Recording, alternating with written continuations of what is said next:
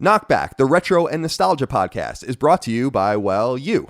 If you want to learn how to support our show, go to patreon.com/laststandmedia.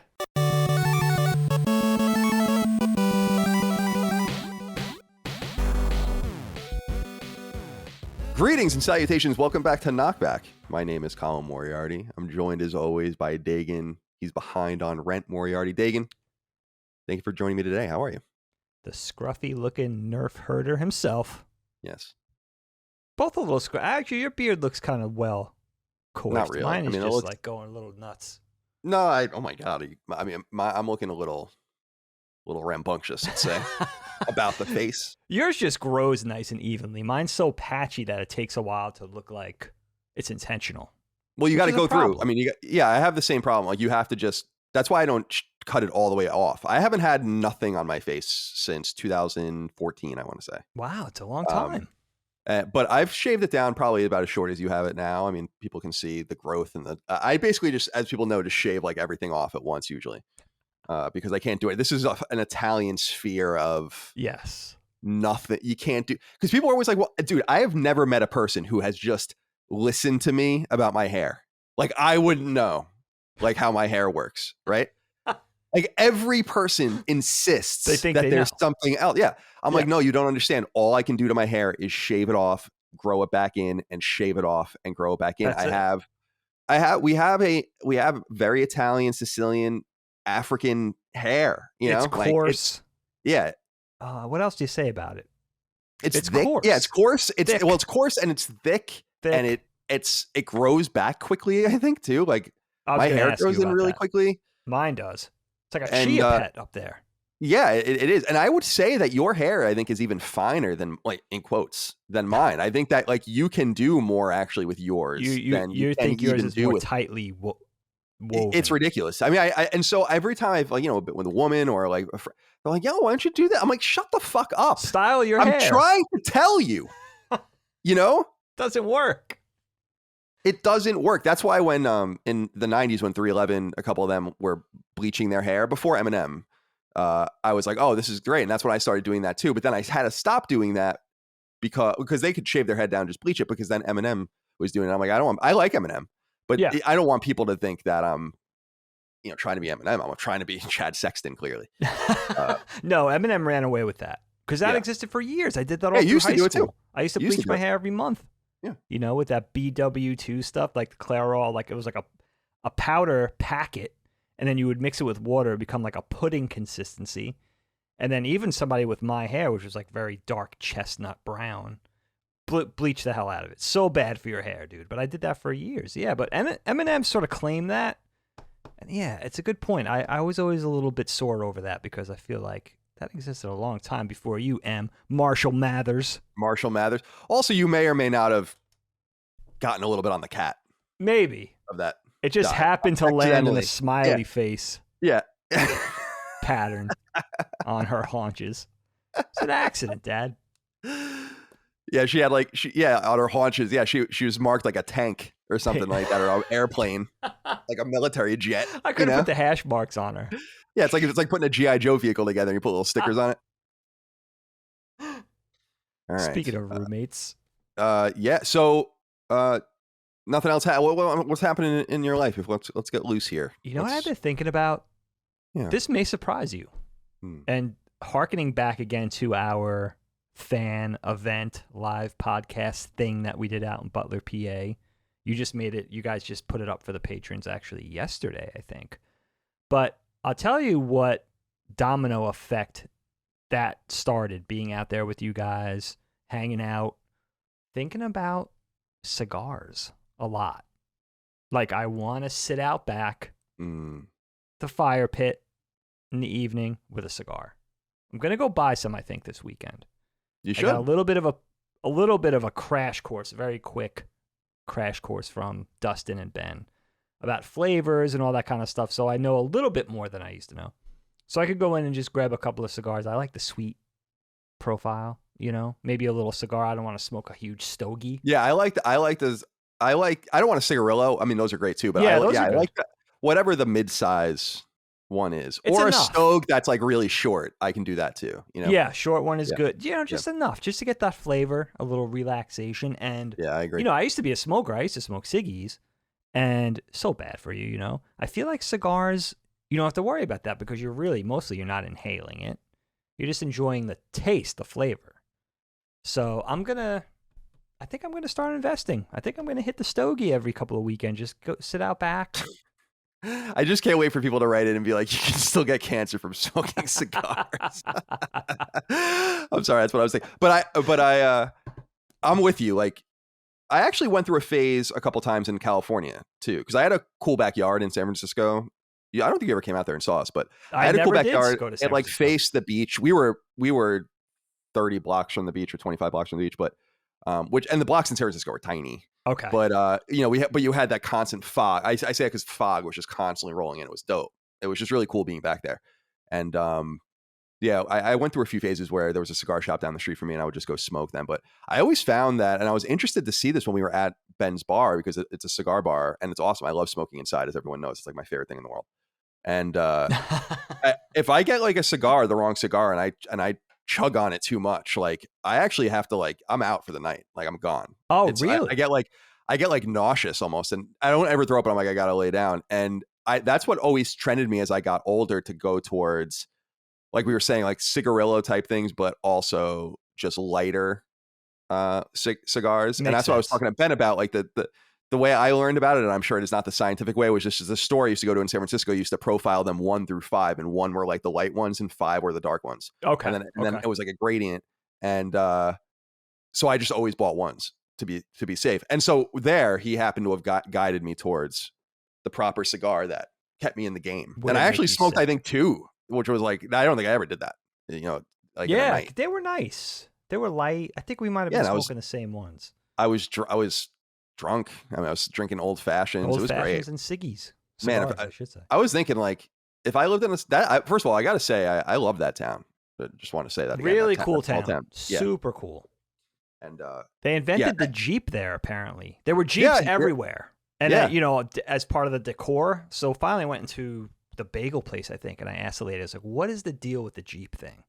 And she's like, "This is where the Jeep was invented. Apparently, whoever made the Jeep later on, I don't even know if that's it GM? Whoever that is. Or Chrysler, right? That's who it was. Yeah, I knew it was some sort of Mopar thing. They kind of ran away with it, but apparently the Jeep was made right in that town. And it feels like a old steel mill, World War II. It still has that feel with the architecture, and obviously it's a lot newer and more contemporary and hip now. But yeah, very cool East Coast town. I think it has that sort of profile of a typical older East Coast town that's a little more, trending towards the young kids now, maybe getting a little bit, I want to say, gentrified, but you know what I mean? Like staying relevant, but still has that old school charm to it. Yeah, definitely. Which is neat.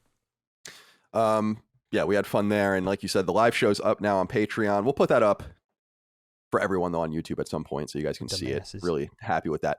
I think we had to make some I felt bad because Mike was saying like, oh, because she had a funny part towards the end and it wasn't in the video. And I'm like, and she's like, oh, you guys cut me out or whatever. Oh. And I'm like, oh no. I don't know. I know what told her, although I wasn't in on the edit, but I'm like, we had a lot of, not a lot, but some technical issues. Like some of the audio was bad. Okay. Some things didn't have angles on them. Like we didn't have a crowd shot, for instance. So there is no context for like some of the things that were going on in the crowd and all that. So okay. Yeah, we actually learned quite a bit about the things we need to know next time, but we'll see you in 2022. And I'm real bullish about a couple of these things that I want to do actually in 2022. 2 particular places I want to play, but nice. We'll leave that for later. Otherwise, nothing's really happening in my life. I was going to ask. No, Dad's coming soon, so we're just preparing for that. I heard the big Jer's coming swinging through the South. Yeah, he's coming through for a. Yes, it's like storming Norman Schwarzkopf. He's like coming down here for like 36 hours and then he just bounces. He really is. He's all business. He really is. Yeah, it's great. It's great because I'm the same way. I mean, he and I are totally simpatico. You don't overstay your welcome. It's like what Benjamin Franklin said about, what did he say about guests? Fish and guests stink after 3 days or something like that. I never heard that, but that's pretty awesome. Yeah. It makes sense. It's a good policy, I guess. Yeah, that's in Poor Richard's Almanac, I believe, I want to say, but don't quote me on that. Very even though nice. I'm quoting Benjamin Franklin on that. All right.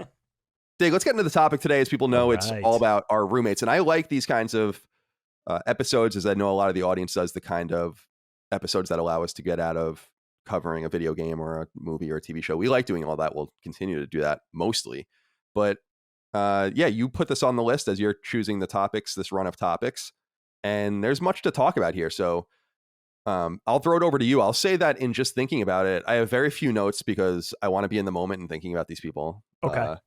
All I did was write down 6 phases for me. There are six groups of roommates basically, and that I've had. Okay. And but I want to kick it over to you. I'm curious what you. Well, let me back up and ask this. Okay. How did you feel at the time about living with people, and how do you feel about the prospect now? Okay. Because I asked that because, and I'm not saying putting yourself now in that position, but rather how you felt about being in those positions back then. Because in the moment, there were times where I hated having roommates. I hated it specifically my freshman year in college, and we'll get into that. But there were times where I was like, this is awesome, and I couldn't imagine living any other way. And when you live in a city, an expensive city, as you know, and you're in your 20s or whatever, it's almost hard to see beyond the horizon and say like, oh, it won't necessarily always be like this. In fact, I always think of this guy I worked with at IGN, Spence, who I was good friends with. He was the music editor there. He actually got really mad. So I don't think I've ever told this story, but he got laid off at IGN. It was really sad. This was probably in like 2008 or 2009. Okay. And I was a kid. Like, I didn't know what I was supposed to do. That was my first layoff. And so I gave him like a few days and I didn't talk to him. I'm like, well, I'm not going to, he doesn't want to hear from me or whatever. And then when I got in touch with him, or I saw him like the next week, he lived with my friend. He was like really mad that I didn't get in touch with him, and he hated me after that. Oh, wow. And I was like, what the fuck? We were like really good friends. But he was an older guy that had roommates too. And the reason I knew him very well is because he lived with my friend Nate, and there must have been 20 or 25 years between those guys. So there were definitely people that I knew that had roommates that were older. Okay. But I was never able to see past the horizon of two things: never having to live with a roommate, because that's a thing of necessity, and wanting to live with roommates, because there were people I lived with where I'm like, I could imagine always doing this. Okay. And this doesn't bother me at all. But now, as a 36-year-old living on my own in my own house for the first time, as opposed to living in an apartment, and I've long not had a roommate. I've lived with my girlfriends, I guess, but I'm like, holy shit, what the fuck was I doing? And whoa, like what was I? It's a totally different life. So it's really interesting, and so I like this topic from many different angles. But anyway, I want to kick it over to you. Okay. To take it however you'd like. You can answer those things, or talk about your experience with roommates, and then I don't know how you batched them, but if you want to begin talking about some of your roommates.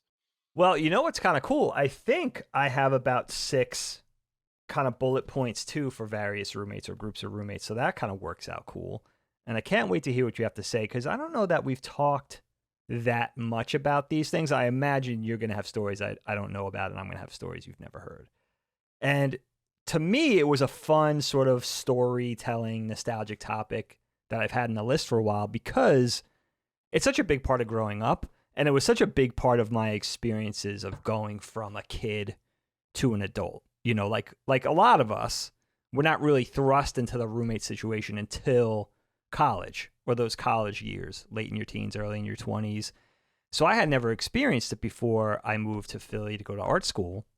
And I think prior to that, like growing up, of course, what a roommate is, right? You have older aunts and uncles, or maybe cousins or older siblings that are going through that, or just knowing it from entertainment, TV shows and movies and stuff. I think of like things like Bosom Buddies, right? Like that was like the ultimate roommate thing. That might have even introduced me to roommates. But even things like Bert and Ernie, like for me it was Full House too, which was Full House is another big one. Like family being thrust together that normally wouldn't be there because the mom's death and all that kind of stuff.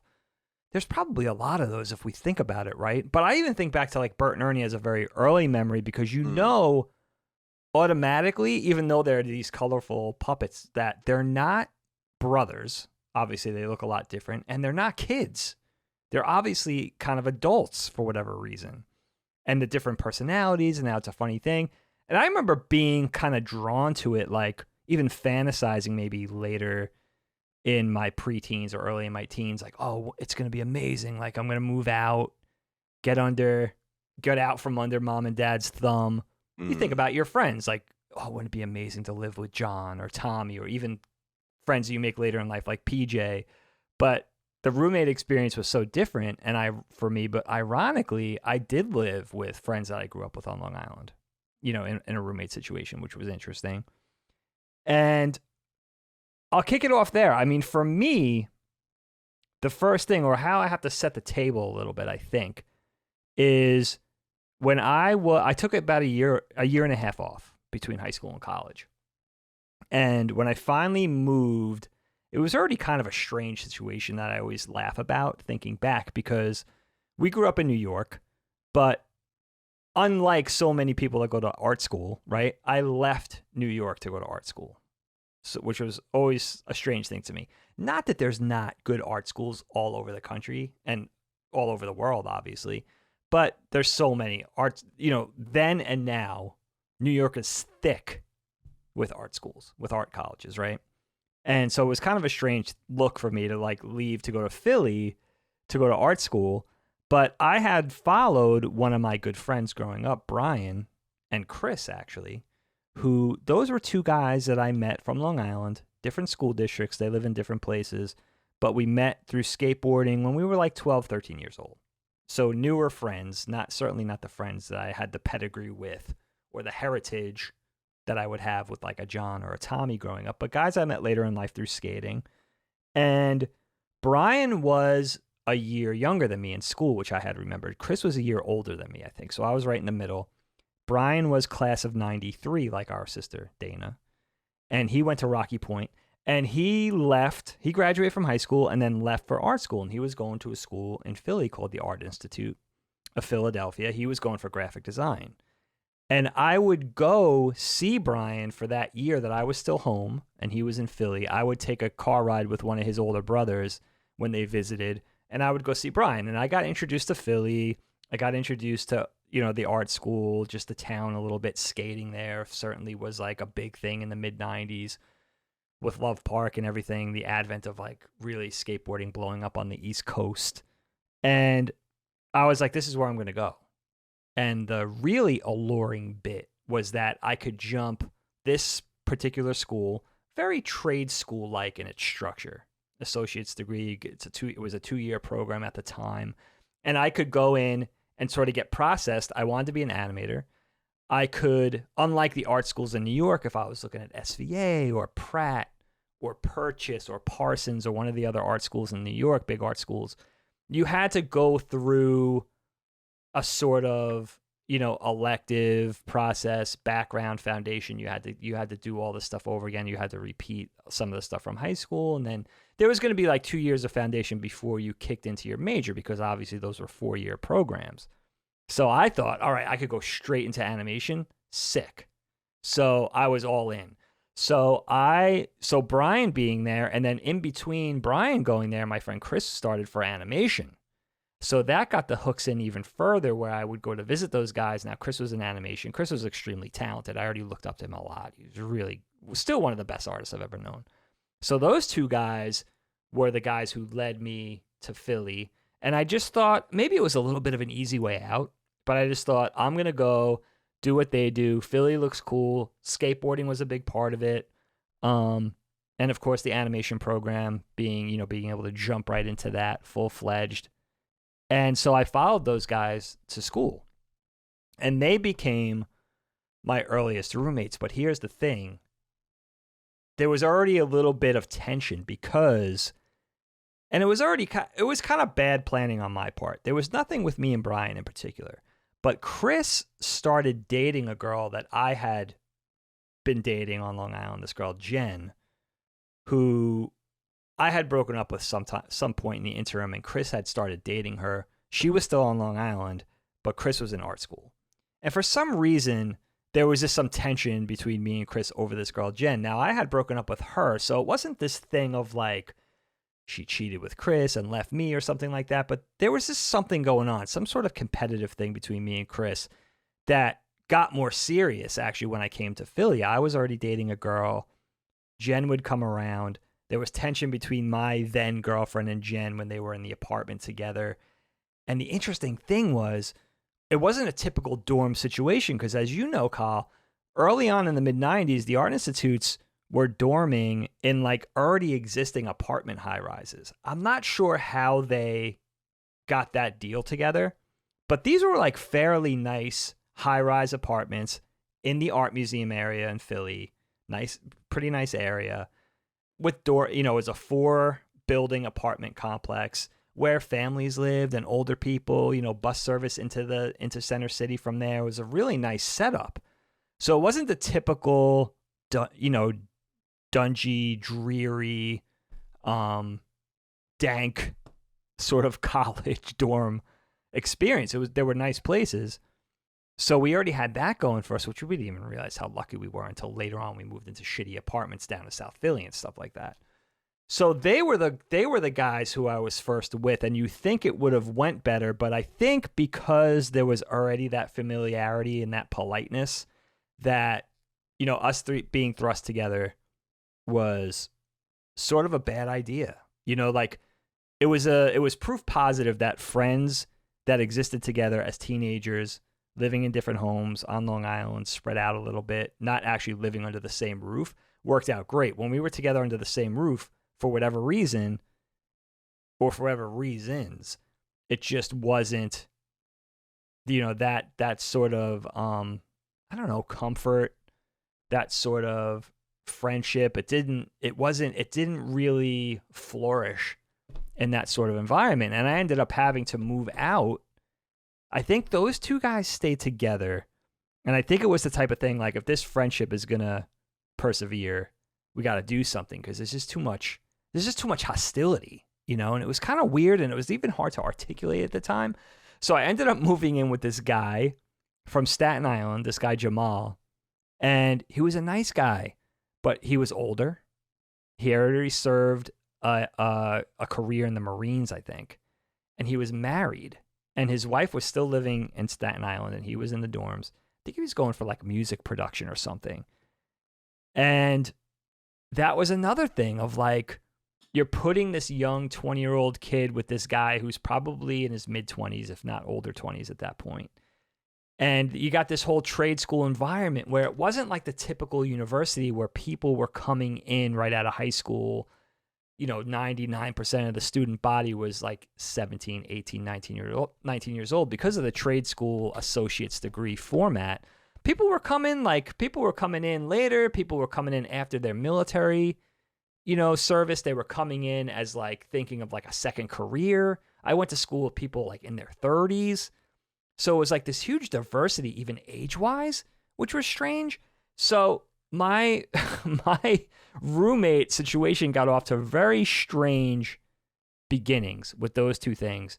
And then from being in that weird structure, it would kind of pan out to being in a typical, independent apartment with other people closer to my age a lot of the times and stuff like that. But that's where it started for me, which was like these inauspicious beginnings that were even kind of hard to explain because it was odd.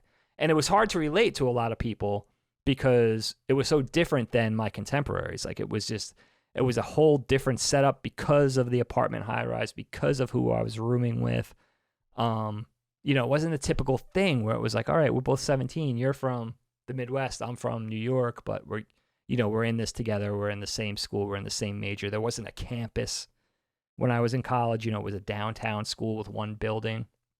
So it was a very strange kickoff to my roommate situation. But I have to say, I learned a lot. And, that experience in those apartment buildings and the people I met would then sort of snowball or affect everything that came after, especially the people that I met who I'd go on to live with. But what about you? Where'd you want to begin your journey with this? Well, I would say 2/3 of my list is my college experience. And I had very different experiences those 4 years. And I said at the beginning that my first time living with someone was my freshman year of college, and Whitehall, Northeastern University, if anyone goes there is familiar with it. And I had my first roommate there. I lived in a dorm, very traditional freshman style dorm with just community bathrooms, and like each room had 2 or 3 people in it. And it was so overcrowded. Northeastern, I think, has built a lot of new buildings now, but it was so overcrowded that a lot of these rooms that were really for 2 people had 3 in them. You know, you had like bunk beds, and then like another bed that was high with like a desk underneath it. And then it was just like, you know, my girlfriend at the time lived in a room like that down the hall from me. And I happened to have a room where I had only one roommate. And that was just a coincidence, I think. And that was really awesome. And the first roommate I lived with is this guy named Greg. He was from New Jersey. I don't know well, you didn't go through this, but a lot of people did if they went to college, especially back in the day, pre-social media and all of that. You would get a thing in the mail from your school, and it would say like, here's who you live with, and here's their phone number. And that's it. And you had the choice to call and try to get in touch with people. So I remember getting that information and reaching out and talking to this person on the phone. His name was Greg. He had a nickname. It wasn't a bad nickname, but I don't want to say it in case he doesn't want to be outed, because maybe people would know what his nickname was or whatever. I've probably talked about him in the past. He was a nice guy. He was huge, not fat, but just huge. And he snored really loudly. I think I told the story about how I used to like bang on the wall when he was sleeping to wake him up and then pretend I was sleeping. Like I would just wail on the wall, and then he would like bounce up like, and I would be like, you know, pretending I was asleep. And he was it was like fucking it was outrageous, and it really drove me crazy. But here's the thing is that a month or so he had some issues. I mean, he definitely did. I think he's like okay now. I'm friends with him on Facebook still, I think, but I haven't checked in on him in a long time. But I think he's like married and has kids and stuff. So you have to remember this was in 2003, I guess. And he I walked in on him cutting himself one day. I think you probably know this. And so this was probably in like October or whatever, and he was like really depressed and like crying, and like he had a girlfriend back home and all this. He was just like a total mess. And by the way, being a freshman in college, a lot of people are like that. I remember getting to school a little earlier. You had like a 5-day period, so I was there like to move in. So I was there before him, and I remember just being in the room for a couple of days, like totally like feeling like I was going to throw up for some reason. Like it was scary, you know. It's like, holy shit, I'm in college. Like, oh, you're thrust here into I am. Like I'm here. world. Yeah, I'm here. Sure. I'm here now, and it's nuts, and it's interesting, and there's just a whole social dynamic and all that, and everything panned out great in that regard. But I don't think it did for him, and so he, I walked in on him cutting himself or whatever, like blood everywhere and shit like that. And I went and told the RA, who's this guy, Nick. He was a weirdo. And he came and, you know, that he got like taken out on an ambulance and shit like that. Wow. And I was afraid that at that time, I was like, holy shit, that I just like rat this guy out or something. Like I didn't, you know, it's just like, what are you supposed to do? But he came back a few weeks later to school to get his stuff because he went back home. He was only at Northeastern for a semester. Okay. And he thanked me for doing it, and his parents both thanked me for saving his life. And so that's what I remember about this dude. And I don't know if I saved his life, because I don't think he was like cutting his like down his like, but he was cutting his like legs, and that was just like everywhere. He had scars everywhere. What was he doing that with, a razor blade? Yeah, I don't remember, to be honest. Holy shit. Yeah, I mean, remember. I know that's a thing, but that's wow. That like when you would walk into that. Like when you would walk into the room, we had our bed, like a bunk bed to the right, and to the left were like 2 desks, and his desk was here and my desk was next to it. Okay. And he was like, so when I walked in, I think Ramon might've been with me. And by the way, that's when I met Ramon, who lived down the hall, Chris, who ended up being a good friend of mine, who lived down the hall, and Kevin, who lived down the hall. And so the next year, by the way, so before I got out of freshman year, so he left. And then for the rest of that semester, I was alone. So people around me mostly had 2 other roommates with them, and I was alone, which was awesome. So people used to come and like we'd party in my room and hang out or whatever. And then January came and I got another roommate, and this guy was named James, and he was this black dude. I don't know if you remember from your neck of the woods. He lived, I think, in your old town, and he was a football player. Northeastern doesn't have a football team anymore. We folded it because they ended up using the money, I think, that was supposed to be for the football stadium for something else. No one cares about football at Northeastern. We're a hockey school. We play hockey there. So, but he was a football player. He was there on scholarship, and he was a really nice guy. Memories I have of him, though, another snorer. You know, he's like a lineman or something. That's brutal. Another snorer. And then 2 other things I remember. I remember having this. Oh, actually 3 things I remember about this guy. Number 1, He had this protein powder that smelled like maple syrup, and I fucking hated it, and it made everything smell like maple syrup. And I eventually made him bring it to the gym and get it out of the room. So I remember He that. couldn't even like, deal with it. I remember that being an awkward thing because I was like, dude, you have to get this thing out of here. Like, what are you doing? It smells like a fucking breakfast buffet in here. I mean, it's not. It could have smelled worse. Yeah, definitely. But it was just annoying. And it's like, I don't want to, fucking smell like 24 hours a day. Yeah. So, and it's like we're living in like a fucking sarcophagus in here. Like, come on, man. Yeah. So I remember that. Tiny. And I remember that. And then I remember that because my girlfriend, like I said, lived down the hall from me, and we dated most through college after that. But like, he would never leave the room for us to like fool around. I remember that. So I remember that. And then the third thing is I remember this one specific thing he said to me, and I've thought back about it so much because I'm like, I don't know what he meant, which was, he was like, I was like, he was out with some girl, and I was like, oh, did you have a good time? And he's like, yeah, man, my knees are tired or something like that. And I was like, the fuck does that mean? And ever since then, I'm like, I didn't want to like ask him what he meant because I felt like I was a loser or something. I also think he wasn't a freshman. I think he might have been like a sophomore or something. So I didn't want to be like a loser or whatever. And so I just was, but then I think back, like, what do you mean your knees are tired? What does that mean? And so I still don't know. You still don't know? No, I have no idea. Oh, so it's one of those Lewis Black. I have some ideas. Like... I have some idea, but I never asked them for clarification. All right. So then, but what was great was in Whitehall, I made a lot of good friends in Whitehall, a lot of really solid people there, and very memorable people around me, that cast of characters. Because as people that went to college know, in the traditional college, like American collegiate setting, your freshman year is when you're thrust into, I think even if you do know people, you're not allowed to live off campus or with like people I think they're like literally just, they mix up the pot. And so that's when you're around the most amount of people that you don't know. And a lot of fucking characters, like a lot of just people we still talk about it. Ramon was just here, who's my best friend, and we met freshman year of college because we both had 311 shirts on. He lived down the hall. He was playing like 311 on the guitar or something. We just became really good friends. But that I remember all the people that lived around us, and it's like, man, it's a cast of characters in this place, and motley crew. So we remained close with a few of them, but four of us kind of congealed into a group. Ramon, me, and our friends Chris and Kevin. Chris was from the Hamptons on Long Island. Kevin, and his dad's a builder out there, and Kevin is from not New Paltz, Pauling, which is in upstate New York, but like on the Connecticut border. Okay. Oh, okay. I wanted to think of the name of it. And so Kevin's an electrical engineer now. Chris is an architect. Ramon's obviously a musician. I'm whatever this is. But at the time, we were obviously all just in school, and we just became good friends. We were all very different. And so the next year we got together and lived together. That's when you could start. So our sophomore year, that's when you could start like pairing up if you want. So everyone does that. Okay. And so the four of us got a place in Willis Hall, and it sucked because it ended up being awesome, but Willis Hall was like one of the worst places to end up, because by the time you start getting out of freshman dorms, like that's when it opens up to all of the amazing dorms that Northeastern has. And Northeastern has an array of spectacular dorms, which I ended up living in junior and senior year. And they even have apparently newer ones now. But because we wanted to stay together, we had to go as a foursome, and it was hard to fit in anywhere in the lottery. So we went to Willis Hall, and this place was funny. I mean, it was hysterical. I mean, it was the last time I lived in a room with someone, right? So this was not a room now. This was an apartment, and there were 2 bedrooms. So we were paired off in 2 and 2. So Ramon and I lived together, and Chris and Kevin lived together.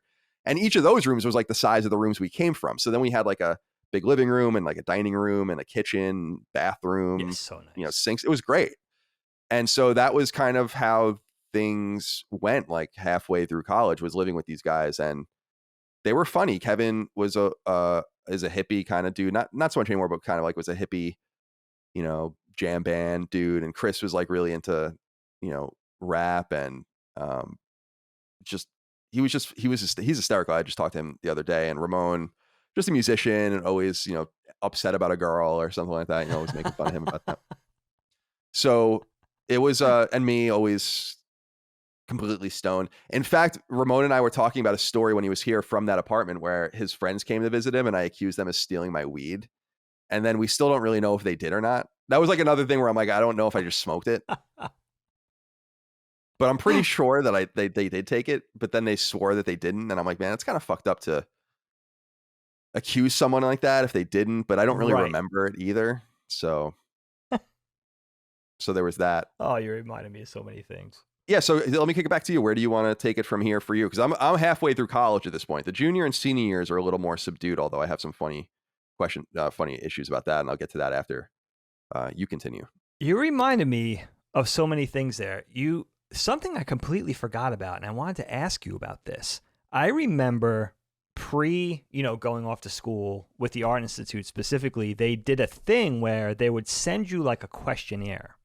And this was to test or to see who you should be placed with as a roommate. And I think the idea is that they were going to test your compatibility based on who you were, what your interests were, right? So it was like, I filled out my thing. I was interested in skateboarding and drawing and anime and hip hop music, whatever I put on there.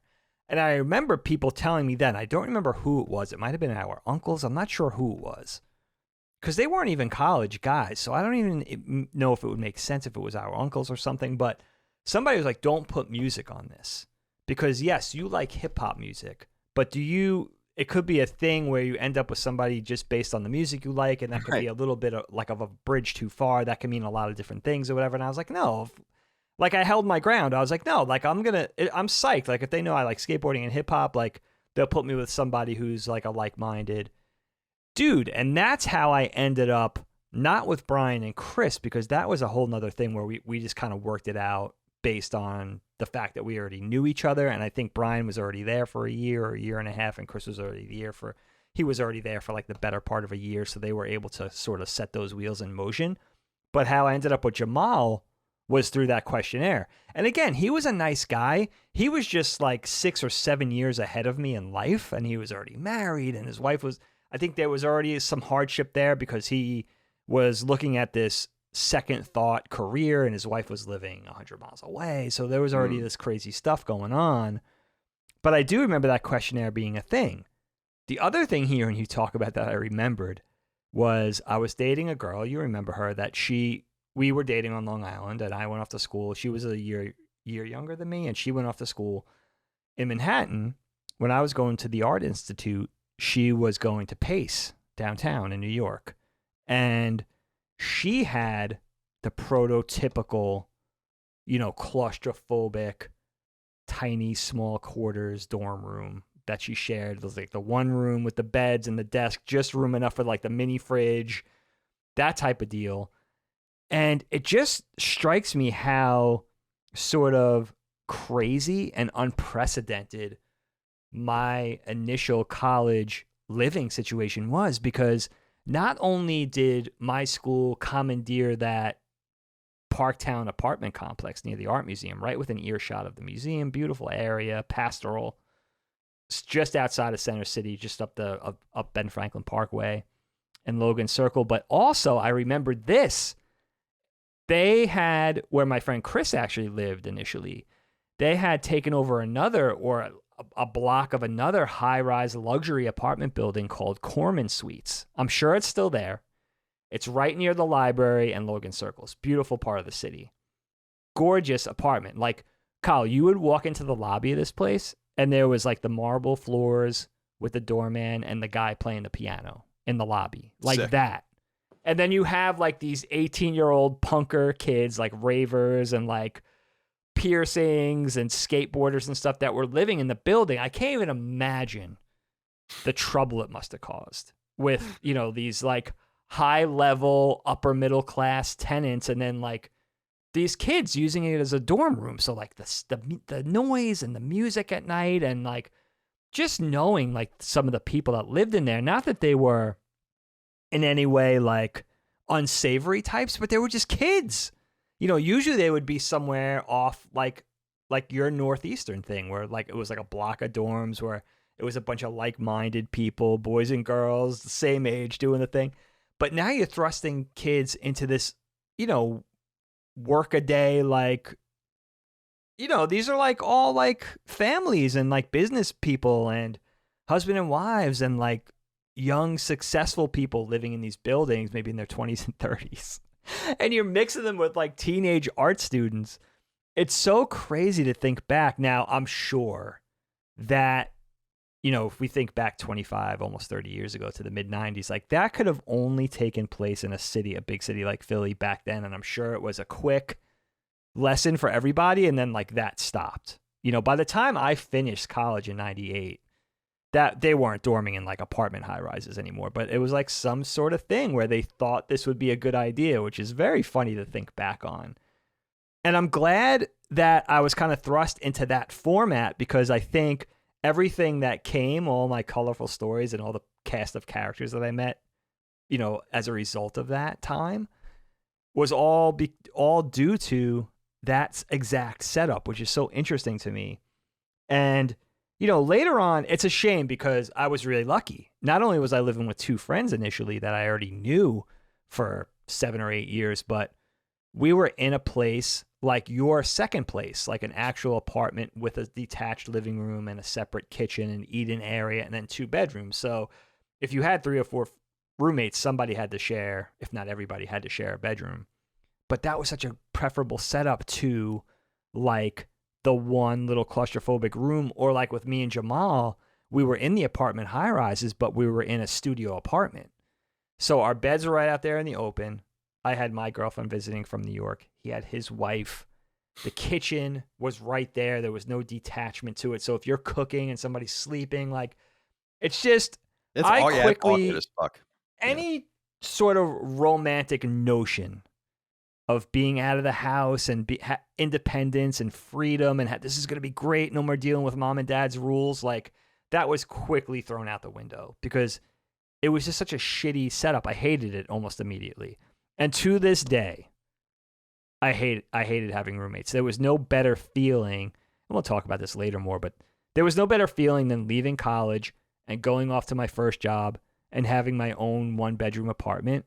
It was literally heaven for me. And that's when I realized, like, you personally, Dagan, are just better off not living with people. You don't like it. And also, I think I could be kind of hard to live with. Like, I have OCD. I like things orderly. I think, I have 3 roommates now, right? My wife and 2 kids. 5 if you count the dog and cat. I think until you get used to me, I could drive you a little crazy. For sure. Like, I definitely have my foibles as far as, like, I like to know where things are. I like everything in its place. That sort of thing. Cleanliness, of course, that type of thing. But, yeah, I learned that about myself by the time I was turning 21. That I was like, dude, you do not belong with roommates. Now, I had to suffer through it due to, whatever our situation is in our late teens, early 20s, financial situations. You can't live out on your own yet. You're not even working your first job. You're trying to put yourself through school, working these menial jobs and all that.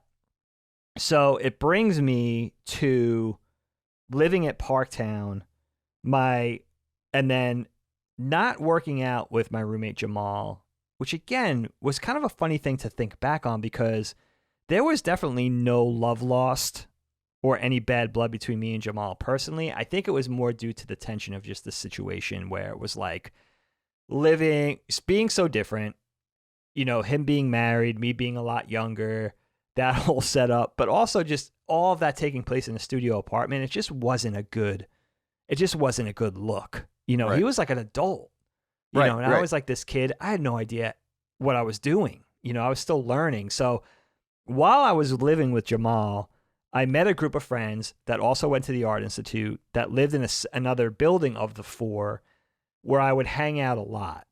And it was my friends Matt, Mike, and Gary who all lived together. They were all from the Northeast. I remember Gary specifically was from Albany, and the other 2 were from the Philadelphia area of, maybe down into the Delaware Valley or something, Bucks County, I don't know, Westchester. But they were all semi-local dudes. Gary was from Albany, and it was such a weird time. Like, thinking back to that era, like the melting pot situation of like the common thread, of course, being art. Like, everyone was an artist of some sort, whether you were in industrial design, graphic design, animation, advertising, maybe you were a filmmaker, maybe you were in music production. Trying to think of any of the other majors that I missed. It didn't really matter. Everybody was kind of mixing it up. And that creativity was the through line because there was the druggies, there was the stoners, there was the kids still stuck in their raver days, there was the punk rockers, the kids that were into the tats and the piercings and stuff. There were just the skate. Everybody seemed to have a skateboard, but then there was like the core skaters who were like the skaters that would hit Love Park every day type thing. And then there was the people that just had skateboards as more of an accessory. But anything went, and everybody just mixed it up and hung out. And then whoever's girlfriends and boyfriends. So that sort of whole sphere came together. And it was a big group of people hanging out in Mike and Gary and Matt's apartment every weekend, it seemed like, or on weeknights and stuff. And that's where I met this whole cast of characters, many of whom I would later live with. But thinking back to those dudes, it was kind of nice to be able to have somewhere to go. Somewhere where I felt like more like social, but also more like I fit in. They were more my age. Maybe they were a year younger than me, maybe a year older. But for the most part, it was a bunch of suburban kids coming together. And that's where I feel like I got my first normal college experience outside of the late 20s, married already dude, or trying to live with my friends, where it was like, I had this normal art school, college dorm experience through those dudes. And then later on, like, I realized the tension between me, Chris, and Brian, that's still unexplainable in some ways. This was like crazy stuff. And I don't even remember what the beef was due to. I really honestly don't. It was just that type, it could have been over petty things like, oh, you took my food and you didn't let me have enough of your food. Like that whole thing that I didn't, which I'll get to in my next bit, where I just didn't really understand what it was like to have roommates. I was 20 years old. I grew up Italian, especially with the food thing. Nobody ever told me I couldn't eat anything. It was like, you don't really understand the value of a dollar yet, even though you're working menial jobs and part-time jobs through high school and stuff. You're not really thinking like, oh, like I need this. You're just thinking like the food's there, I'm going to eat it type of thing. Like it's a learning curve when you're off on your own. You're not being fed by mom and dad anymore. Or like I'm at PJ's house where his Italian mom is like throwing food at me 24 hours a day. Like that's what I was used to. That generosity, or not even thinking about. Like that was the culture of food that you know very well of growing up. Like in our house, grandma and grandpa's house, like aside from dad being miserly with the food shopping, but it was like food was just like you didn't think about food. Like it was just a thing. Like you enjoyed eating, you ate. It wasn't like, oh, like you ate 2 of my egg rolls, but like I only had one of your pizza, like one of your like Elio's pizzas. Like you're not even thinking like that. So I don't know if that was the tension, but it was funny.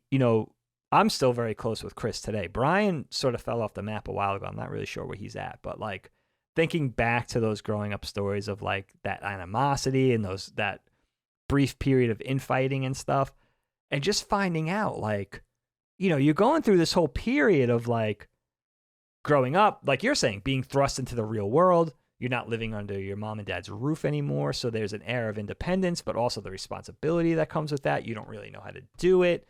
So a lot of my initial experience, I think, was unpleasant until I found Matt, Gary, and Mike in that place, and that little place to go and commune and chill out, drink a beer. That's where we discovered South Park together with the South Park pilot. Like everybody was like, Matt was like the first 311 nerd I ever knew, like even before you because you were a kid.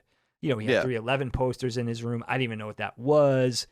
He was really into his music. Like everybody there was like a like-minded thing where everybody knew a little bit about anime. Like it was just, I felt like an accepting place to go. It felt like the first time I was home since I arrived in Philly, and that was probably like a year into my experience. So that was an important sort of formative place for me, even though I didn't live there. I kind of lived there, you know what I mean? Because that was like a home away from home for me until I struck out later on to get my first roommates and move out of those apartment complexes and be much more tossed into Philly as a scene rather than being in the Art Institute umbrella. Then you were getting thrust out into, just urban Philly living, So yeah, so I could stop it there. What about you? What's next? Well, yeah, I just want to say too, your wife listened to 311 before me too. That's true. Yeah, but I didn't know her yet. So, yeah, going back for me, back to Northeastern, just capping that off, junior and senior year are where I lived in really nice places. I met one person in particular that's very important to me still. But at Northeastern, there's a huge Northeastern's in the middle of Boston, but it's huge and it takes up like, I don't know, 60 acres or something like that. And it's there's a part called West Village that they started building in the 90s. That's like all of these brand new dorms, and they kept building them, and they're still building them. And now they're building East Village, and I think it's already done. I went there a couple of years ago. I'm like, what the hell is that? I mean, this was like a whole part of the. I said before that when I was there, I was also like, how do you do, fellow kids? I mean, I felt so old being there, and that was like that was in 2015 or 2016. I can only imagine how fucking Can you imagine doddering I look like when I'm walking around that campus now. But I feel like I still belong there. But that junior year, the first year I lived in West Village. I lived in West Village A, and there I lived with a good friend of mine. So it was another similar thing to Willis Hall, where you walk in, kitchen, dining room, living room, 2 bedrooms, bathroom, and all of that. And in my bedroom, I lived with Doug, who's still a good friend of mine. And I haven't seen him in embarrassingly long time at this point, but he's a buddy of mine. We still text and communicate once in a while. And back then we were very close. He's from Maine, and he was a big baseball fan. We really bonded over sports. We go to Patriots games and Red Sox games and watch those games. And not that I was, Jets, Patriots, and Yankees, Red Sox, of course, but we really bonded over sports. And he would always wear a Red Sox hat, and I always had my Yankee hat on. And I don't think I told this story, but this is true, and this is phenomenally small world stuff. When I moved in and met Doug, I remember that I thought I was moving in early because my mom worked at Northeastern. So I had I was, I always kind of took advantage of that when I could. And so I was like, all right, I'm going to move in before everyone moves in. I couldn't stay there, but it was like, I can get my stuff in there and then just not have to deal with like move-in day and shit, as everyone remembers, with like the fucking carts and parents everywhere in cars. It's a fucking scene. It's horrible. And so, but Northeastern is year round. So, and Northeastern used to be quarterly. In fact, it's semesters now, but there's like a summer semester and all of that. So people, and the co-op system fucks it all up too. Co-opting is, which is Northeastern's calling card, is when you take a year off from school and just go work for a company and then come back to school. Okay. And Northeastern is famous for this. And they're considered the best co-op school in the world. That's why Northeastern is a 5-year school. I did it in 4 years because I did my internships while I was in school, but a lot of people take their time off. And in fact, some people go and work for these companies, make money, and never come back. But Northeastern has like amazing connections. So people that co-op usually, or not usually, but often go work for the companies that they co-op for when they're done. So if you're like an electrical engineer, you go. So he worked for EMC, which is a big company. People might remember that company from being completely ravaged by 9/11. If you go read about it, like one of the companies that got like totally, some of those companies. I think TJ Maxx was one of those companies. Oh, I don't know. Like where there was a shit ton of people killed from like these companies. Oh my God. And I think that was one of them. But anyway, he worked there. And so he was working over the summer. So he was living there by himself, in this apartment. So I walk in and I didn't realize that anyone was going to be there. I had my Yankee hat on. He had his Red Sox hat on. And what's funny about this story is that he's playing Zelda 2, The Adventures of Link, on an emulator on his computer. Nice. And we introduce each other. We talk to each other. And he's like, wait a minute. And he pulls up like a document he has open. And he's using my walkthrough. Dude, what? For Zelda 2 that he's playing while I moved in. So that was kind of a funny thing. And we ended up bonding. And he's married to this woman now, but he had dated since high school the same girl he's married to now, Meg. She was awesome. She went to Simmons, which people might remember as an all-girls school in Boston. So we used to go over there all the time and hang out with them. They were a blast. Those girls were awesome. And we lived with a couple of guys, and I don't actually even remember their names, I'm embarrassed to say, but we lived with like these 2 guys, and one of them, they were nice, but one of them was like a kind of a meathead. And what I remember about him was, first of all, he'd get really mad that we would smoke weed, like really like lose his mind that we would smoke weed, like get really upset. And I understand that he didn't want to get in trouble, but I tried to tell him, like, dude, there's always these rumors, right? Like where if you're caught smoking weed in the same place that everyone else is in, you're all getting suspended. And when you look back at it, it's like, no, you're not.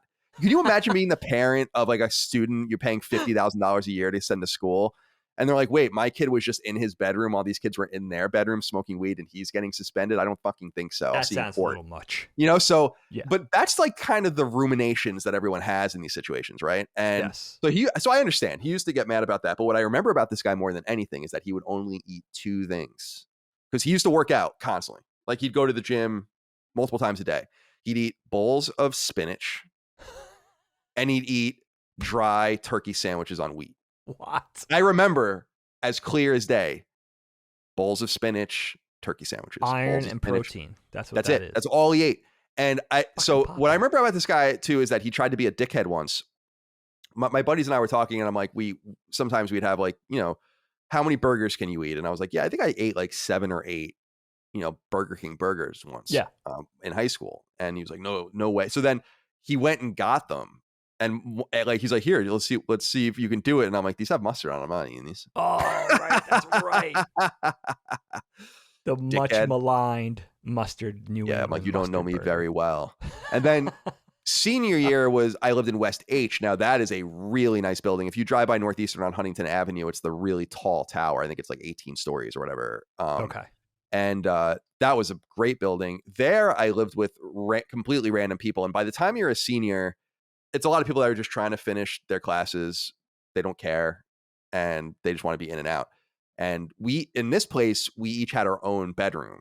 So it was 4 bedrooms, a living room, a dining room, and a kitchen, bathroom, and all that. That's nice. Now, I remember, I don't know if, I don't want to talk about who he is, but one of the guys I lived with ended up being a pretty well-known music producer in hip hop. And wow. When I lived with him, I remember very clearly that he got his first basically a track of his, because he used to write beats, and I used to be in his bedroom sometimes. We'd smoke weed and he would be writing beats, and he sold one of them while I was there to Snoop Dogg for the record they were working on at that time, which was awesome. And he's like, I got $10,000 for just contributing this like intro. Wow, he must have been good. He was great, but his name was Mike. I don't want to, I just don't know,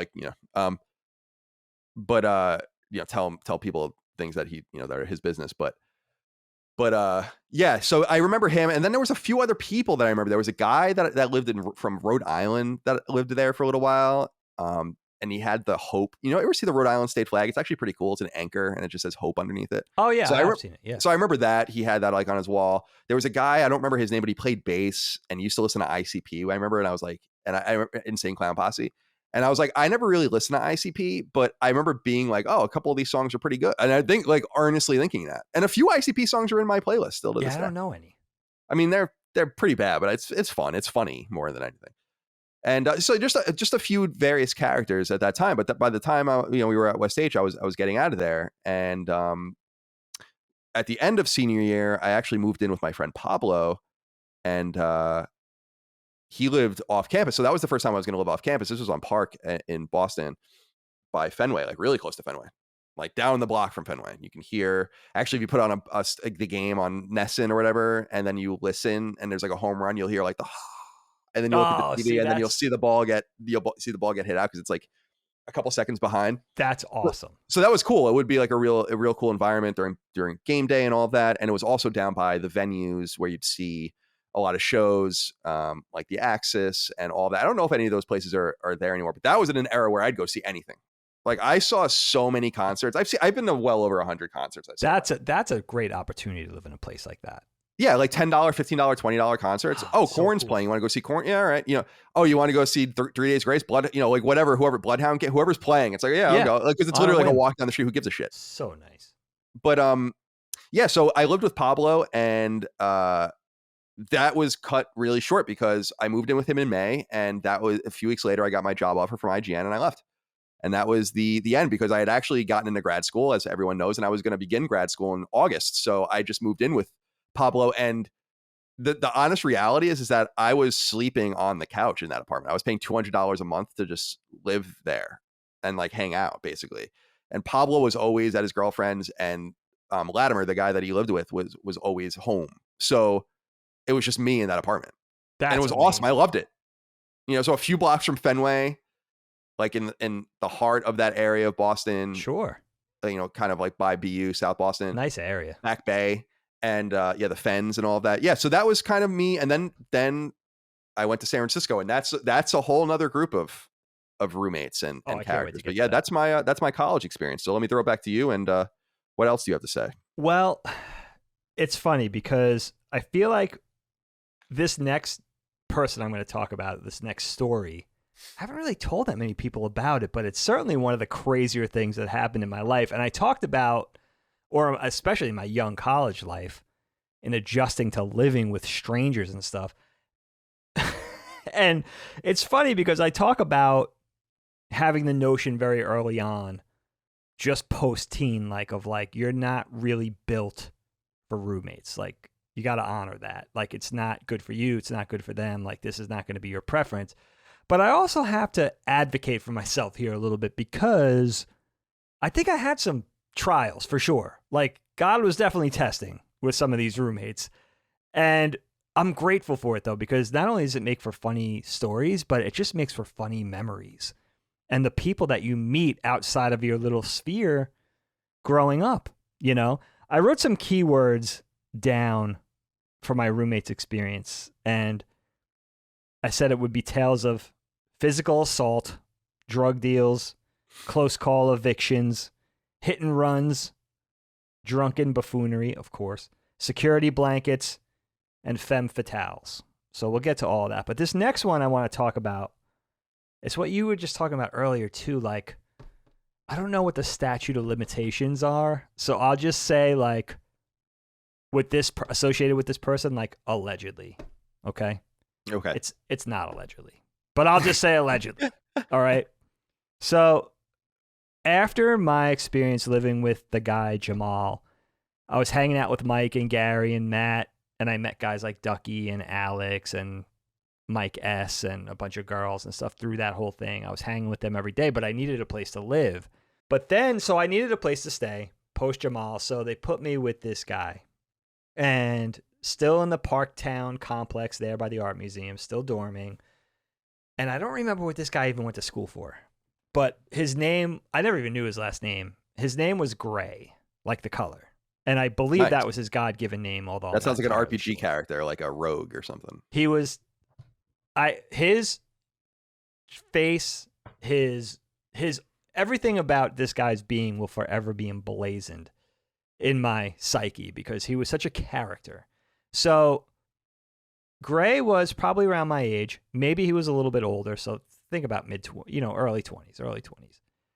And a white guy, but very thugged out, right? Always wore like big Jordan shorts, a polo shirt, like a Ralph Lauren shirt, collared shirt, and flip-flops. Okay, that's what he wore all the time. That was like Gray's uniform. And the most unique thing of many unique things about this guy that I can remember is two things. He wouldn't answer the door without a baseball bat in his hand. Okay. And the door had like, the movie joke where it's like a million chains, like you're undoing the door. He had like 10 things on the door, like deadbolt, chain, deadbolt, lock, like, padlock, whatever it was. It was a cartoon to even get the door open. And he kept the apartment completely dark. Shades, blinds drawn all the time. And the only source of light that he would allow was in his... Now, the picture was a Parktown apartment similar to Mike and Gary's, but it was in a different building, but it was a typical setup. Living room, kitchen, 2 bedrooms. And I shared a bedroom with somebody who I'd get with, and Gray had his own bedroom. The only light he would allow in the apartment was candlelight in his bedroom. That was it. No light. The only time you saw was any light filtering in through the closed blinds and curtains. And again, wouldn't answer. Like every time I came home, it took me fucking 10 minutes to get in because it was like, and he had to, look out the peephole and always had the baseball bat in his hand. Well, it turned out that he was a drug dealer. All right. Now, it wasn't like this thing where it was like, I think he was a self-professed drug. I don't know what he was trading in. I don't know what kind of drugs. I didn't ask. He was really a scary dude, even though he was kind of like my size, my age, like just the way I knew there were guns in the apartment. I think he made that very clear up front. I never saw them, but he made it known whether he was making it up or not, but whether he was kind of like propping up his own legend or whether he was really like that. Right. I just went along with the fact that this was really happening, and he was a fine guy. I don't remember him ever going to school. I don't remember him ever getting on the bus and going to Center City to go to the building, to go to whatever he was majoring in. The other weird part of it was the third roommate was a random dude that I went to high school with. that was just mixed into this equation. This guy, Richie, who I believe Richie was always there growing up from K through 12, but I never really knew him that well. He was just like a random, like, like acquaintance, right, right. And then he ended up being my roommate. I barely knew him, even though it kind of was a weird look because I've known this guy for 20 years, but I don't really know him. And then he's really tight with Gray. And then, and I think maybe they both went to school for music production. And they both did the same thing. They just stayed home, smoked weed all day. They didn't really go to school.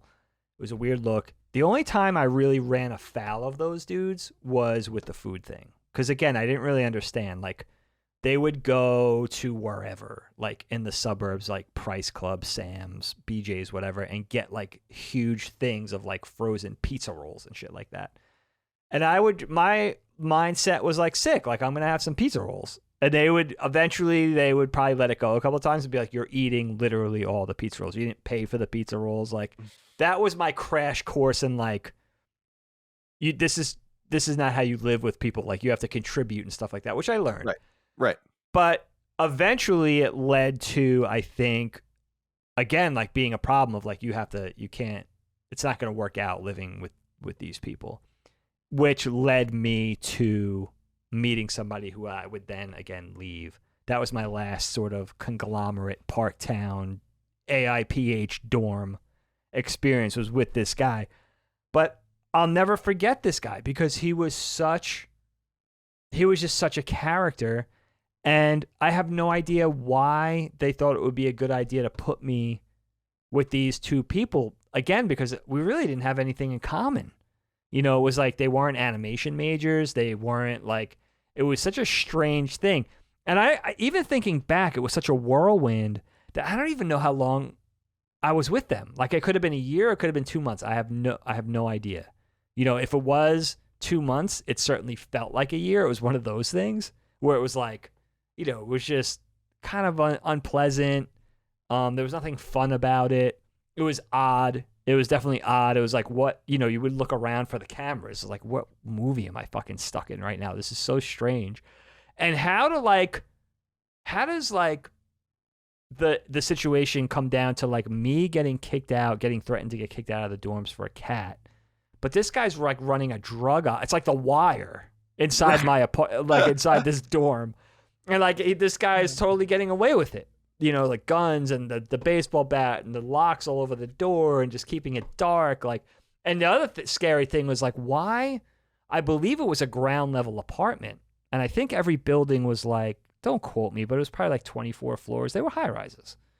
So that was a weird look too. Why would you put Gray on the ground level, or why would he kind of like submit to being on the ground level when he was, the FBI, the ATFE could have ran up in there, like a rival drug gang. Like, who the hell knew what could have happened? Like, if he was up higher, it could have been a little safer.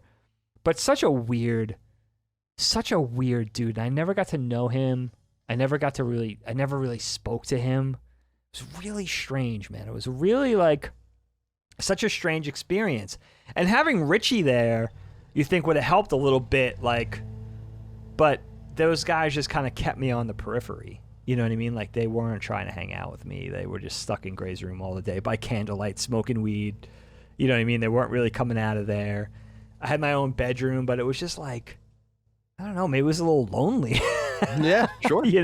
Sure. It is weird when you're that would be the catalyst to get me out of those dorms. I was gonna say, I mean, that's kind of that's the sad reality of like, being the person on the outside looking in. Like, that happens once in a while too, like where there are people and it's just like you're not part of the group. Oh God, no. Those guys really, I was an outsider, So I guess I'll wrap up my side of the story by talking about my experiences in San Francisco to an extent. And when I moved to San Francisco after living at Pablo's in Boston, I lived in a place for a couple of years in Daly City, which is basically like the Queens or Brooklyn of San Francisco. Actually, the next block over was San Francisco for me. So like, you'd go down the street and then you'd be in San Francisco. So for people that know San Francisco, it was like near Cow Palace, which is where the Sharks used to play. And so this was an interesting house. I found these guys on Craigslist, and they were these gay guys, and Rico and Bill were their names, and they had been friends, and I mean friends, apparently for like decades. They're apparently not lovers. Like we always like when I met them, I was like, all right, so you're lovers. Are you keeping it on the DL or whatever? Maybe they were at one time, and it was unclear. But they were really just like friends, and they would just be together constantly. But there was nothing there. Like I remember Bill. Well, never mind. So I'll just say I know for a fact that they weren't. They weren't for the director's cut. Yeah, they weren't together. So they were these older guys. They were probably in their 50s when I met them. Maybe they're like late 40s or 50s. Oh, wow. And they lived in this beautiful place in Daly City. And people know Daly City know that it's basically it's mountains. It's like hills. Okay. All the houses are like built into the side of it. It's an incredible place. And like one of the most beautiful living rooms ever, like, and staircases everywhere because it was built into the house. So if you can picture it, you would really walk into the garage. The front door was like next to the garage, and you'd walk in. And then there would be a staircase that would go down like on the side all the way to these bedrooms downstairs. And there would be like stairs going down to like different bedrooms, staircase bedrooms, like wrapping around. And then there would be another thing going forward where the kitchen was on the level. Then you'd go down these stairs into a huge living room. And there was these massive picture windows looking out onto the skyline. Dude, it was incredible. I mean, like, this was an incredible place. Gorgeous. And you want to know what was fucked up about it? So Bill worked at Levi, and no, I'm sorry. Bill worked at Wells Fargo. Rico worked at Levi, and during the economic crash in 2008, Rico lost his job, and Bill was cut back. And they owned this house, and they also owned a house which was even nicer in the Castro, which is considered like the gay part of San Francisco. Oh, wow. Although all of San Francisco is gay. At this point, they offered me a third of the mortgage of this house, and I couldn't afford it. I was 23 or whatever. I'm like, and I look back, I think it was something like $200,000. Dude, that for my share, that house is worth millions of dollars. Millions. Oh, my God. And so in this house, I moved in at a time where these two other people were moving out. So I met them very briefly, James and Elizabeth. They were like a couple. They're married, I think, now. And I know them because they left me a bunch of furniture. That was like the first time I ever had like a lot of furniture, and I appreciated that. But that's cool. This house was otherwise full of just gay men for the most part. And it was an interesting lesson in a lot. I'd play one of them. So we had straight James, gay James, and bi James. We had different James. And gay James was like a huge nerd. Nobody could be Jimmy? Nobody could be Jimmy, no. Gay James was like a huge nerd. Huge. He'd play EverQuest every night. He had like the full run of Star Trek The Next Generation on VHS, I remember. Like on like this massive shelf. And just he was really he introduced me to a lot of stuff that I love. He introduced me to Axis and Allies and Shogun, like these really awesome board games. And he sang in the San Francisco Gay Men's Choir, which is like a big institution in San Francisco. So through them, they had other friends that were also gay guys that would come over. We played D&D, and like it was really fun. It was the first time I ever interacted with people that had, I used to smoke weed with these guys that had AIDS or HIV. And I remember smoking a joint with them and thinking in my mind, like, this shouldn't hurt. I mean, I'm smoking, like this is kind of my first experience. So it was an interesting thing. By James was the only person that I lived with where I didn't really like them very much. Okay. And you know how we talked about how we find ourselves in situations like adult situations. Even now, like I still find myself like, wow, this is a very adult situation. I found myself in one of those situations with By James because I lived with my girlfriend at the time, Cheryl, who old friends or fans of mine will remember. I haven't talked to her in many years, but he said something like, derogatory to her about something. And I literally, it was one of the only times I'd ever really done this in my entire life. Really, the only time I've ever done it to a person where I literally went to him. I'm like, if you talk to her like that again, I'm going to knock you the fuck out. And it caused like this weird, obviously, rift. And then he ended up moving out. He like lost his job during the financial crisis and then just never got a job. So I think he was a fucking low life loser. That guy sucked. And then there were a few other people that walked in and out of that apartment. There was this guy named Alexander who I met, who lived there for a very brief time. He had like real strife with Rico and Bill, so he was kicked out of the house. I remember that guy. Oh, wow. And then there was a guy that moved in named Martine, who I was really friendly with, who was another gay guy, who when gay James left to move in with his boyfriend, Martine moved in. Okay. And we were really friendly too. And what I remember is talking about exposure. So his boyfriend was an illegal immigrant, I remember, who didn't speak English. Oh. And I used to have these interactions with him in the kitchen. It was really cool over time, like where he didn't speak any English and I would slowly he would slowly be learning English. And I remember like saying things to him and Martine would translate it and he would try to say things back to me. So it was really cool. An interesting situation. So a lot of exposure to things you read about but don't really hear about. HIV patients and gay people with HIV, you know, this fucking stereotype basically. And then sure, yeah. Also, you know, like an illegal immigrant who doesn't speak any English, you know, in a sanctuary city, so it's not a big deal. Yeah, right. And then in 2008, was it 2008? No, 2009, I left Daly City, like the Queens, Brooklyn area, and actually went into San Francisco itself and lived in the Sunset. And this is where I'll end because I lived there. I lived at 25th and Lincoln. If you guys want to go look in the Sunset, it was awesome. Right on Golden Gate Park. Right near the beach, right near the inner Sunset where all the restaurants and bars are, right on the N line and Judah, which goes right downtown. It was fucking dope. I mean, I loved it there. Yeah, I really did. I liked the Sunset, and apparently called the Sunset because it was designed to trick people into thinking that it was nice there when really it's always foggy.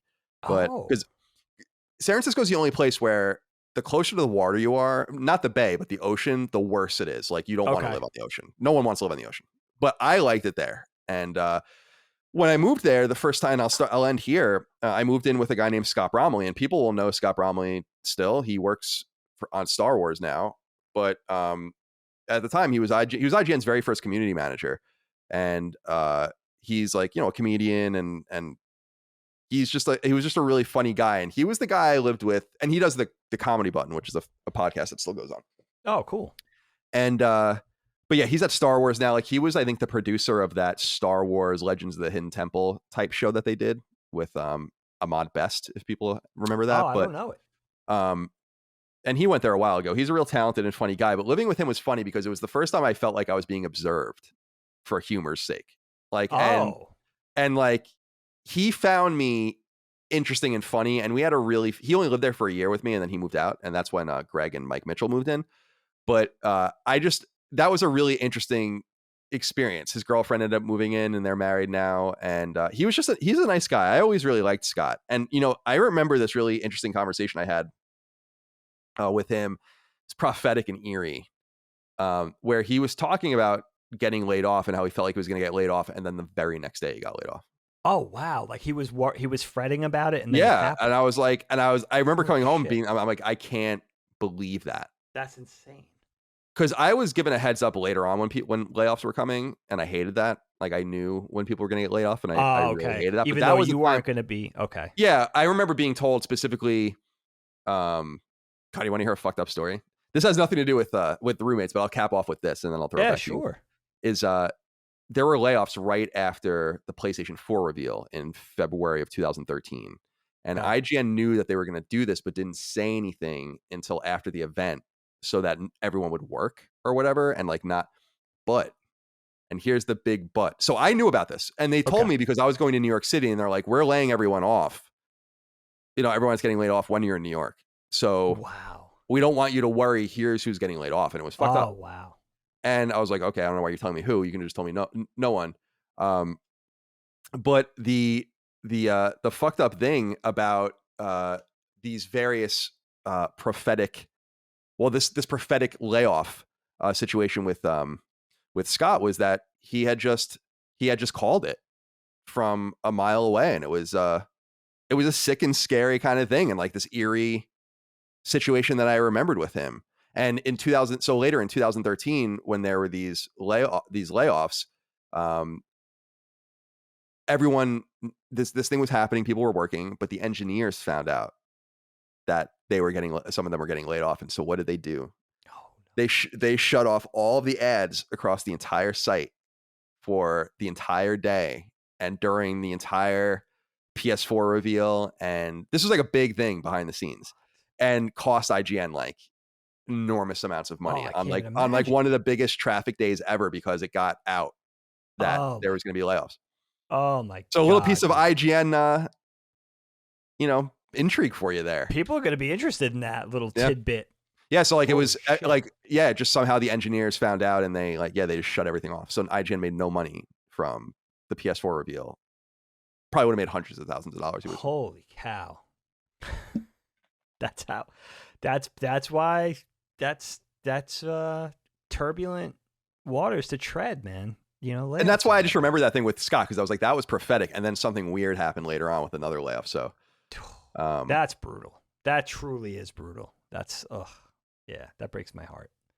That sucks. I'm certainly no stranger to being privy to the layoffs and sometimes being laid off myself in the entertainment industry. But that's it's never easy, man. It's never. I know. I mean, I was was so lucky, dude. I mean, well, I worked really hard. I mean, I made myself really invaluable, but even people that are invaluable end up getting laid off, of course.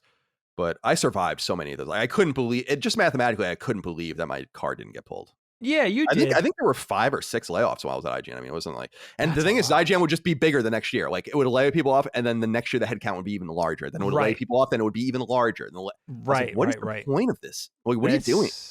The corporate structure is crazy. You smartly, I feel like, moved up quickly to a station where it was not just because of talent, obviously because of talent, but also just because, you know, you kind of made yourself invaluable, which sometimes, you know, is also luck of the draw. Like moving up that ladder, not only does somebody might not, like let's say for animation, for example, you're an animator, you might want to stay down there in the trenches and be an animator. You know, you might not want to ascend. Well, isn't that kind of how you feel sometimes? Sometimes when you're working on something, you have the most leeway, room for creativity, maybe room to maneuver.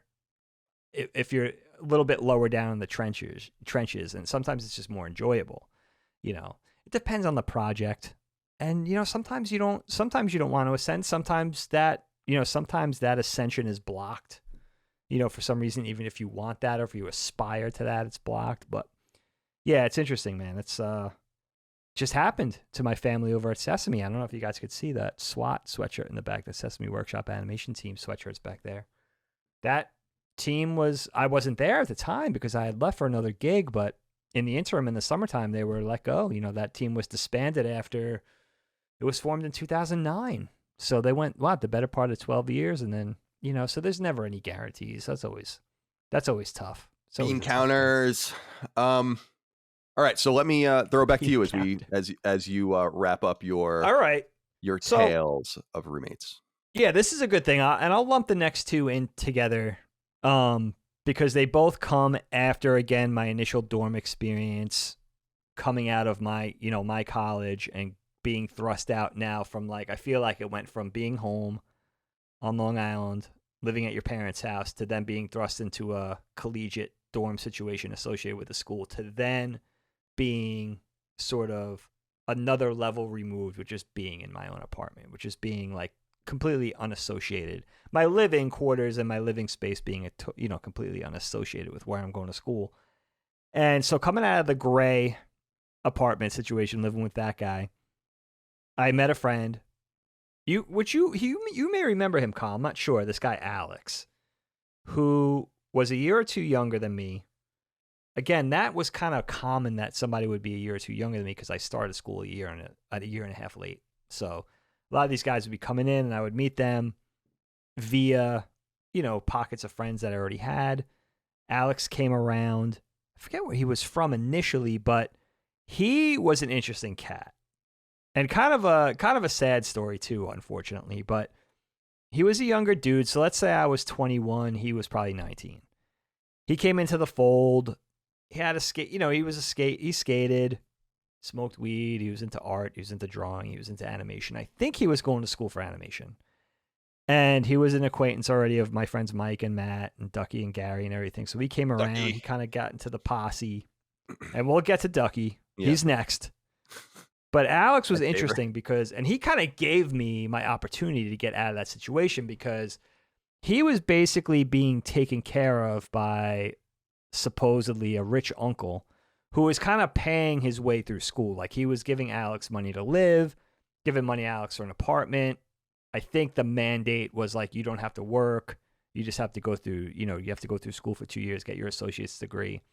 And Alex knew that I was looking for a roommate. And he was like, all right, come live with me. We'll find an apartment. So we found this apartment just south of South Street, just south of Center City, right outside Center City. right by the hospital, and on the west side of Broad Street. And it was brand new. It was just renovated. There was only like 4 apartments in the building. It was like a 3 or 4 level building. And Alex and I moved into this place. The thing with Alex was he was a quirky dude. Like, he was, I think, severe ADHD. And he was probably the first person I knew who was on like a steady diet of Ritalin, you know? And I'm not really that familiar with that drug, and I don't know that many people that took it, believe it or not. I think Ritalin started after Gen X, and I think that's the reason why. But I always got the sense with him that his problems stemmed more from the drug, from being on the drug, than just being Alex, you know? That's what the experience is. I not to interrupt, but with Ritalin, because we were talking about I had a good buddy of mine, Cody.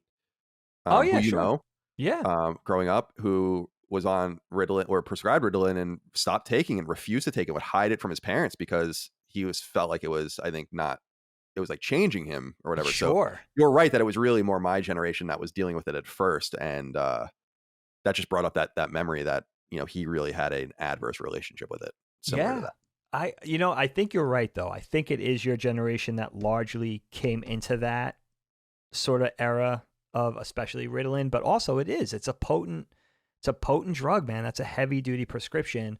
I mean, was anyone talking about ADD or ADHD when you were a kid? Because like even when I was young, when I was a kid, no. When I was in high school, you sometimes heard ADD. I didn't even really know what it meant, and then ADHD was something I didn't even hear until I was an adult. Like, oh, ADHD. I'm like, what is? And then you stop seeing ADD. It's like, so are there 2 different? It's like sometimes an ADD and sometimes ADHD. So a lot of these things are even beyond my generation, because I wasn't in school when that was like, no one was talking about autism, no one was talking about ADHD, no one was talking about. Nope.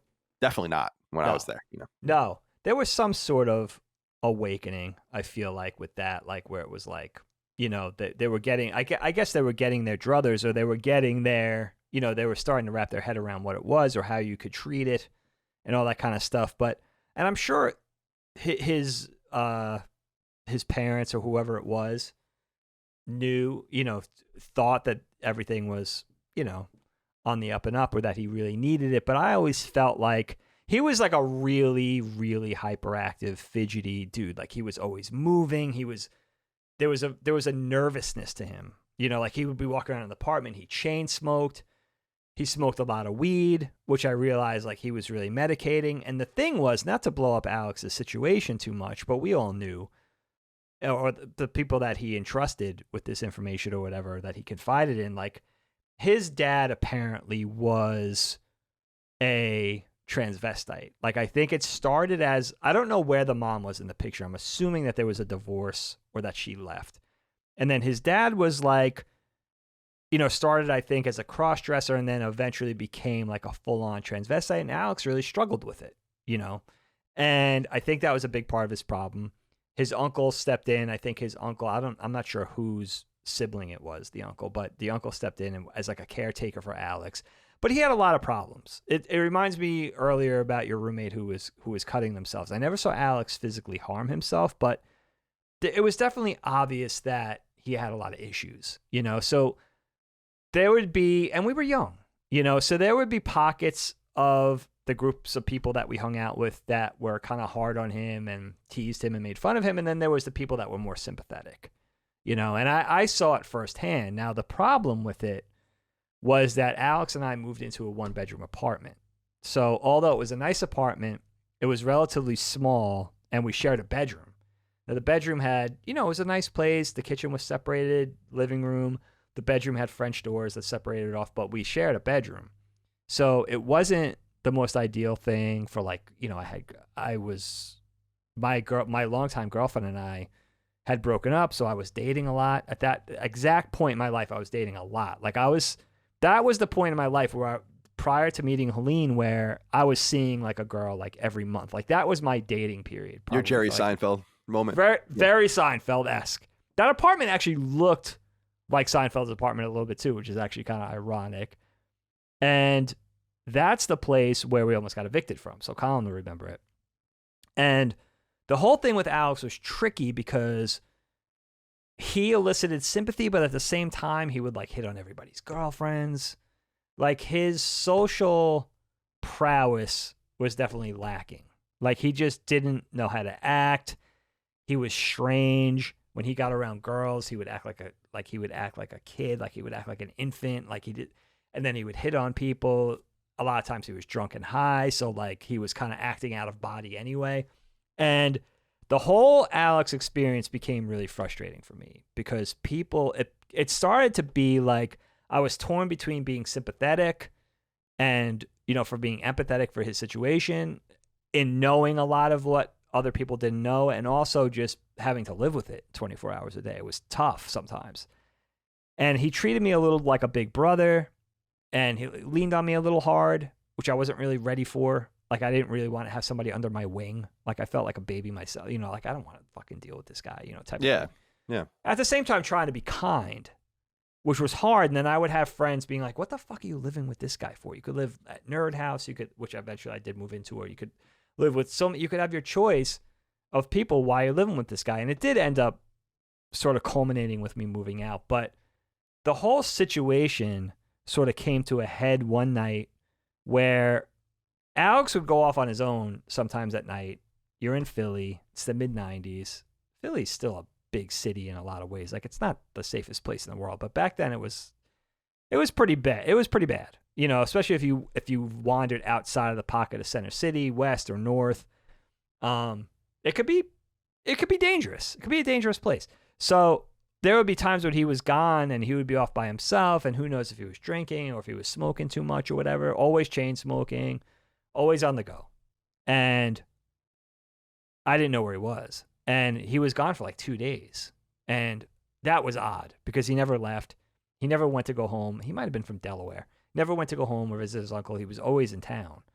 So turned out that he was skating one night just up into North Philly around Temple. Got hit by a taxi cab.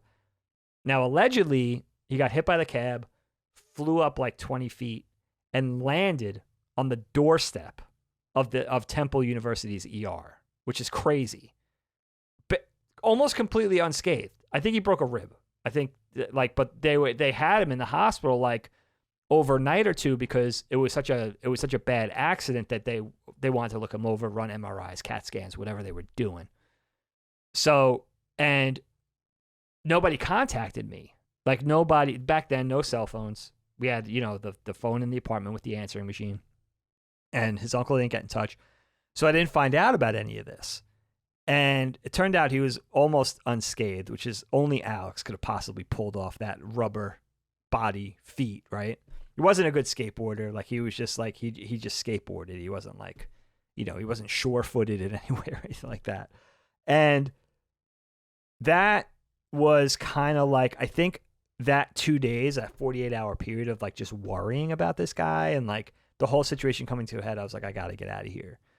But also at the same time, almost the same time, that whole incident happened with what you weren't really involved in this or to blame, but you, PJ, my friends from Boston, my friends from Long Island, throwing hamburgers down at the people from the rooftop deck of my apartment and getting served the eviction notice, right? Sorry, that was me. And Alex, who wasn't even there, got sort of involved in the whole thing unfairly to him and was going to be evicted too. Now, I talked myself out of it with the real estate agent because his office was actually under the building. But Alex was almost evicted over something that we were doing that I was largely involved in personally too. So all of his sins were sort of atoned for, when that happened. And I felt, and he, quite frankly, I don't remember what the rent was back then. Let's say it was $700 a month or something. It was the mid-90s. In Philly, it was outside of Center City, so it was a little cheaper. And he was able to take on, because of his uncle, he was able to take on the rent by himself. So I went to move with my friend Ducky, who is a whole nother story unto himself. So, and I'll close with Ducky. So Ducky was a guy, another really interesting character in my life. I haven't seen Ducky or talked to him in a long time, but if I saw him, I get the sense if I saw him tomorrow, I would still like really care for him. Like, there would be no love lost although things that happened between me and Ducky were pretty contentious. He was an interesting guy because he was from Long Island. He was from all the way out west on Long Island from Valley Stream. But he was one of those dudes where he was definitely older than me, but I have no idea how old he was. But if I put 2 and 2 together, here's what I could tell you about Ducky. He already, coming into art school and moving from New York to Philadelphia to attend school, he went to school for industrial design. He already had a career as an EMT, like driving an ambulance in Queens or Harlem. I forget where he was. For a long time. So if I was 20, it's not fiction to ascertain that Ducky could have been a full 10 years older than me. Like when he started college, he could have been 30, which I got to tell you, for that period of that school, very trade school-like in its nature, that was not an uncommon thing. I went to school with a lot of people that were like, this guy looks like my dad. You know what I mean? So, right. And a lot of kids that were like 17, that were like young high school graduates. So he was one of those dudes, and he was such an interesting guy. He was very different than me. Like, he was really seemed like the older kids on the block that I grew up with that I was fascinated with. Like, he was into like things that were completely off my radar. Like, he was really into like Frank Zappa music. Like, I had no clue about Frank Zappa. He was a drummer. He was in a band.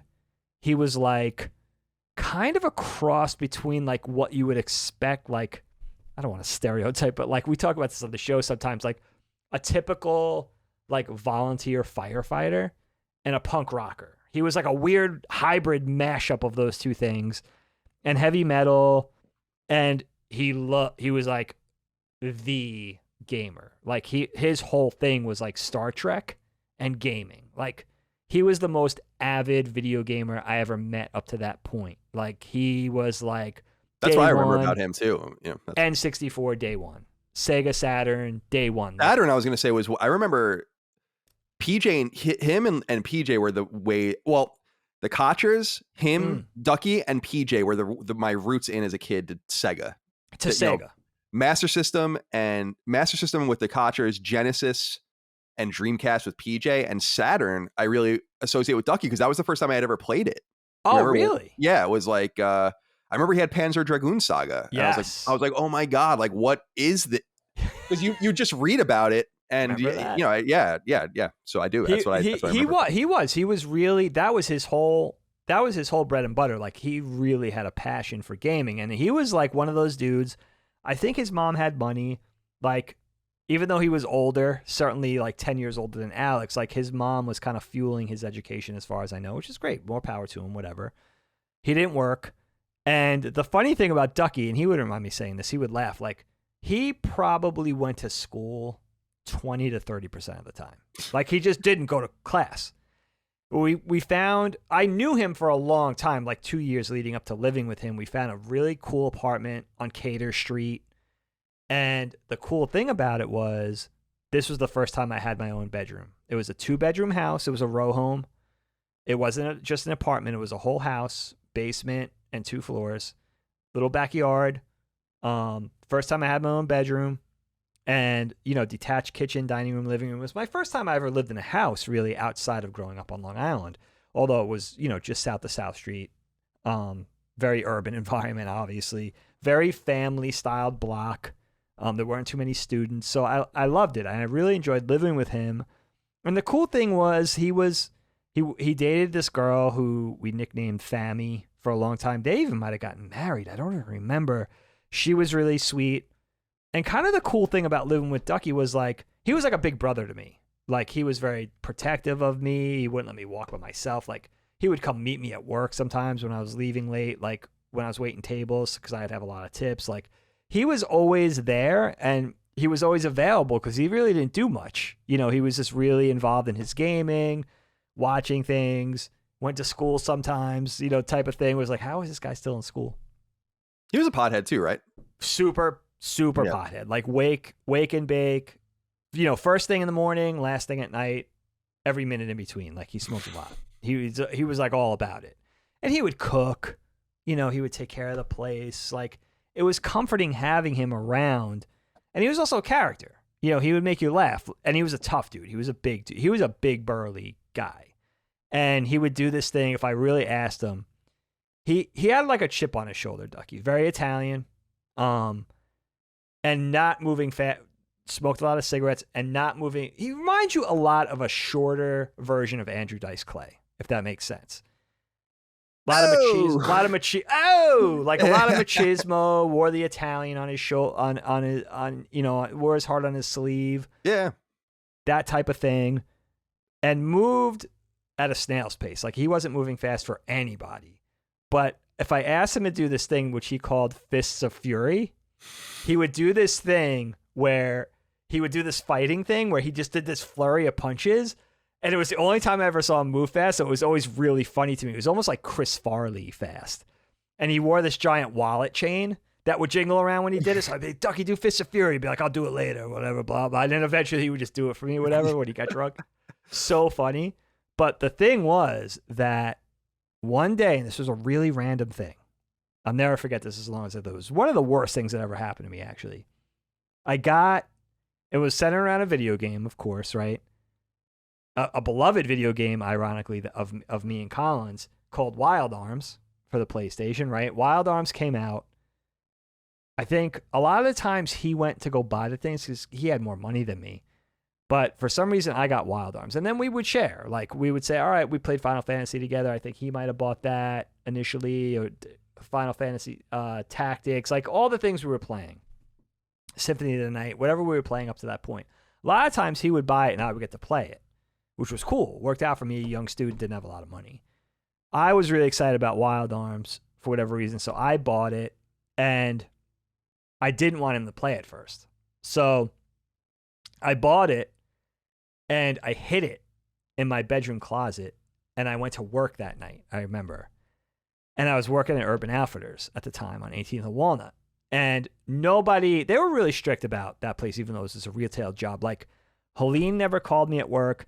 No one ever called you at work. That wasn't a thing. That was a big no-no. Like, I never heard from family at work. Never. I never got a personal phone call at work. I'm there for an hour or two, my shift, phone rings, it's Ducky. Oh, dig in men's department, pick up, line, whatever. Pick up the phone. Yo. I'm like, yo, what's up? Like, he's like, where's Wild Arms? And I'm like, dude, just like wait for me to get home or whatever, blah, blah. And I told him that I had it with me in my bag in the break room. Well, sure enough, Ducky goes in my bedroom and finds it in the closet. And he calls me back and he's like, yo.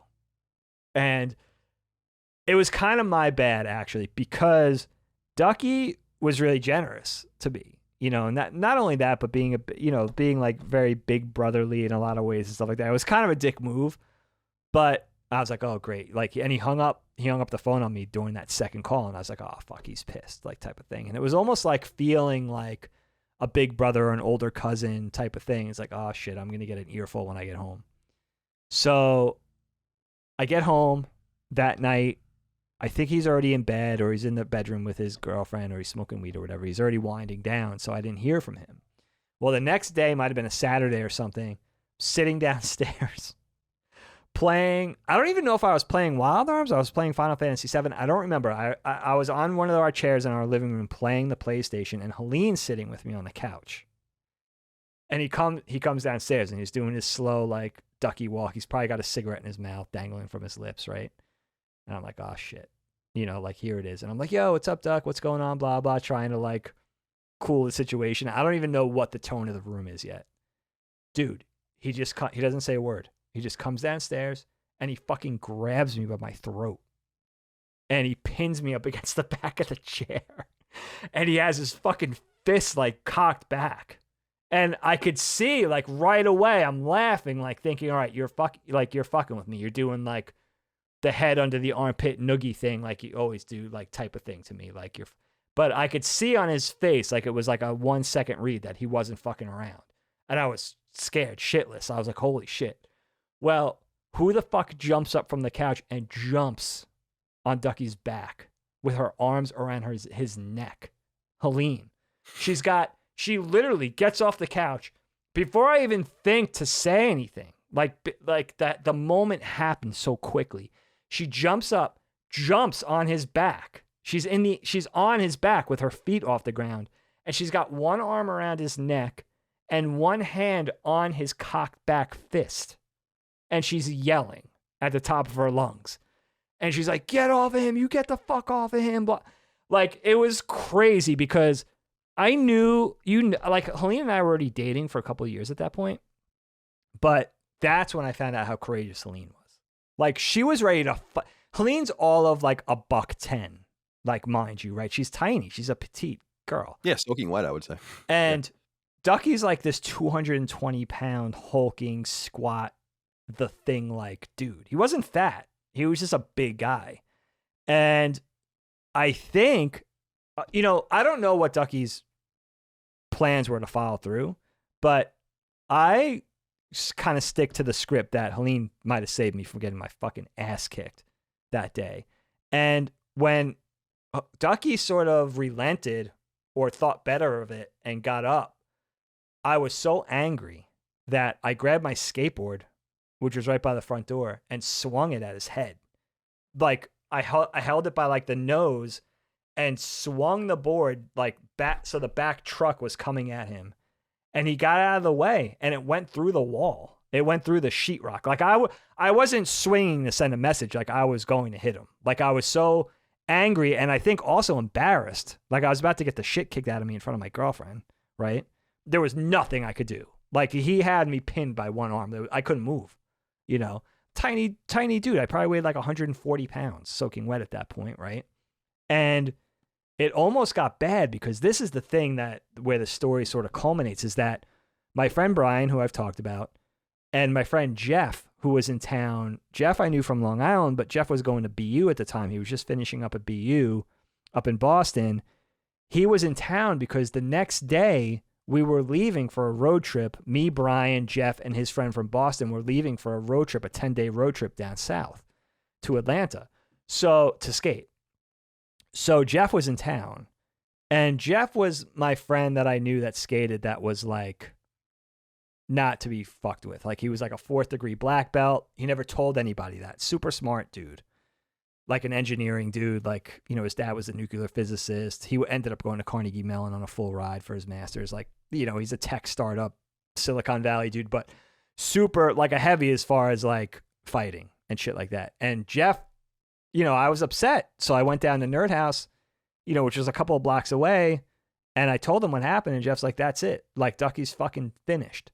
And Jeff came up to fight with Ducky. And thank God something happened in the interim where those two didn't really even know each other, but those two never got into a confrontation, because I don't even know how that would have went. Like, I don't even know who would have won that fight. Like Street But Fighter. I can't even imagine like what would have happened if that fight actually went down. Yeah. You know what I mean? Because me and Ducky were able to get past that.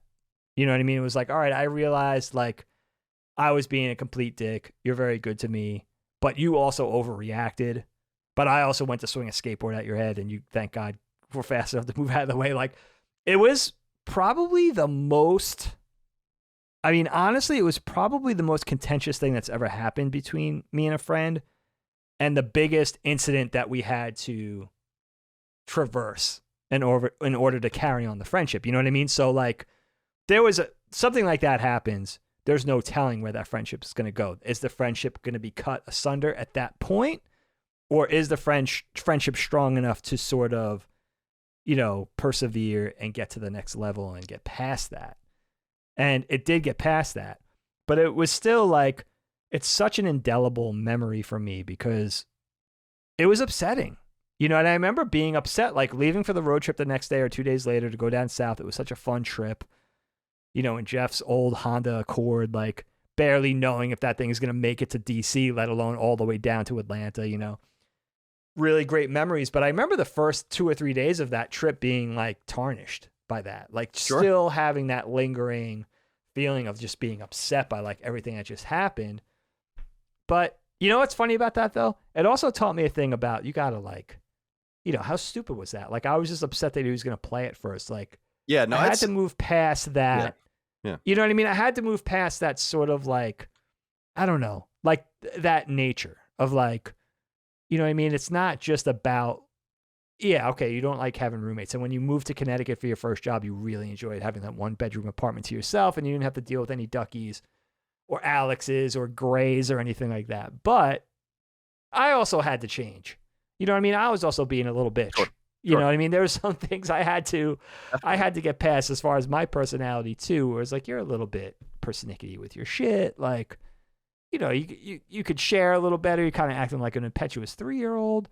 So I think that's what allowed me to get past the thing with Ducky, even though he was like clearly out of line and like physically assaulting one of his best friends. Thank God, you know, I didn't get my face mashed in. But that was such a crazy... And I would go on to write, like when I was writing for Pat Contry's Nintendo, not the Super Nintendo guidebook, the first one I worked on, the NES guidebook. I put a little blurb, like one of my reflections for a Star Trek game. No, it was the SNES guidebook. One of my reflections for one of the Star Trek games was like a thing about Ducky. I didn't name him by name, but you know, I would love. It's one of those dudes that I fell out of touch with that I would love to still see, because we have that rich history, even though it wasn't all good. You know, some of it was sort of shitty. You should but it find would him. Still be nice to see him and sort of like, you know, I'm sure it would be like not a day has passed if we got together again. It would just be like old times, that type of thing, you know?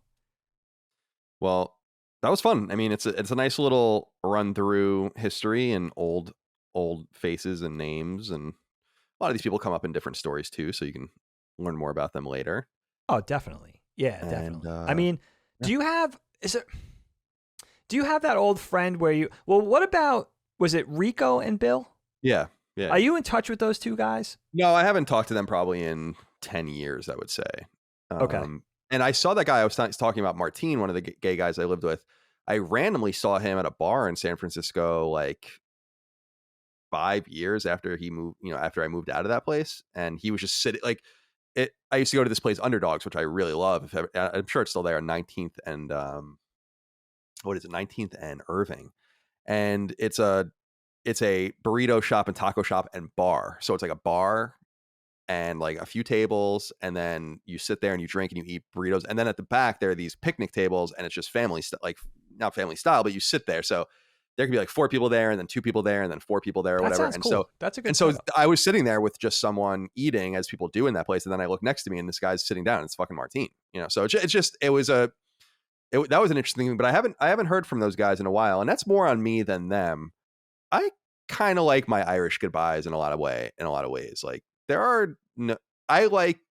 don't need to talk to a lot of these people anymore. It's nothing to do with them. They're great, mostly all great people I've encountered, but I don't have enough time to even think about being a social butterfly to the extent where it's like, I'm going to talk to these guys I used to live with, you know, in 2007. Yeah, I hear that. There's something with being left with that mystique too, of just leaving those precious, warm memories, those fond memories you have of somebody. And because if you see that person again, you may think, all right, like I've had enough, or maybe you don't strike it off as well as you did 15 years prior or something, you know, like it's almost like similar to that whole, like, don't meet your heroes thing, where it's like, might as well leave well enough alone, take those fond memories with you. Those were great. You know, the past that you shared together was cool, but why try to like rekindle a magic that was, you know, pertaining to a certain era? You know what I mean? A certain you, a younger them. Right. A certain you. That's exactly what it is. It's easy to go back and look and say, because it's like that whole thing about cringing, like the things you never forget that you did or said. It's like kind of just got to move on. Absolutely. And but these were good stories to tell. I'm glad we did this topic. And again, a lot of these people you hear about in different ways throughout the show. So we hope that adds a little bit of texture for it. But Dave, let's end as we always do with KnockBack with a dad joke. All right, my friend. Kyle, why do bees have sticky hair? I don't know. Because they use a honeycomb. A honeycomb. Honeycomb's big. Yeah. I don't They're like that. Not that was small. a bad one. No. What is that? Honeycomb's got a big crunch. I don't know. Is that how it goes? I have no idea what you're saying. You don't know the Honeycombs commercial? Like the cereal honeycombs commercial? I think that might have been when they started using that monster, that like CG Oh monster, yeah, I dude. don't know. That's like that's like I was an adult when that happened, isn't it? I don't know. I could be doing a whole different one. I could be doing a 70s one. I'm old. Well, you have that's true too, but I was saying you have kids too, so it's like you're exposed to a lot of this.